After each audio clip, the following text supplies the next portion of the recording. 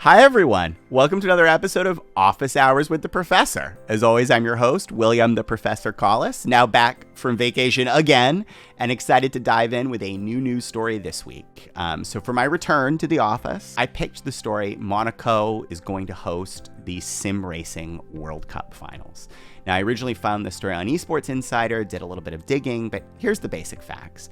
There are about 40 esports federations that sort of played into this World Cup. The championship is taking place in Monaco in October. It's hosted by Monaco Esports, and I believe, although I'm not certain, this is the same Monaco Esports that was acquired by the Israeli-based esports company Finest for $10 million earlier this year. And although Monaco Esports is organizing, there's support from IESF here. So those are the basic facts. Now, why did I actually want to talk about this? And the answer is, it has nothing to do with this being the World Cup for sim racing and everything for me to do with wanting to talk about sim racing as a category of esport. Because the fact is, this is an opportunity or an area of digital competition that's been building an interest and particularly viewership a lot recently. And sim racing is also pretty interesting because it has some close analogs to traditional sports. Because sim racing is expensive, many people practice or play sim racing at facilities rather than at home, right? It's expensive to have a big simulator to buy it all yourself. So in that regard, there's some similarities between, say, going to the baseball diamond to practice baseball.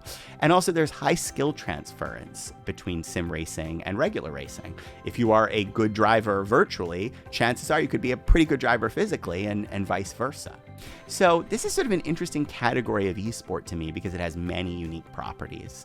And so I want to dive into sort of my thoughts on sim racing around this World Cup announcement.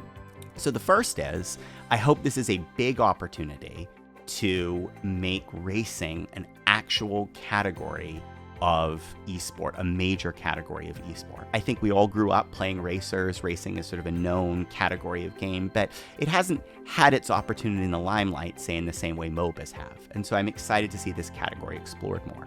And I'm also excited to see this category explored more by driving incremental viewership. I hope that the audience for sim racing, as we continue to grow, as the space continues to grow with things like the World Cup, isn't just people who watch the LCS, but it's people who watch regular racing and want to discover, make that transition to the digital sports experience. The third thing I hope for, though, is that this might point to an interesting new direction overall for esports, sort of peripheral-based expressions, right?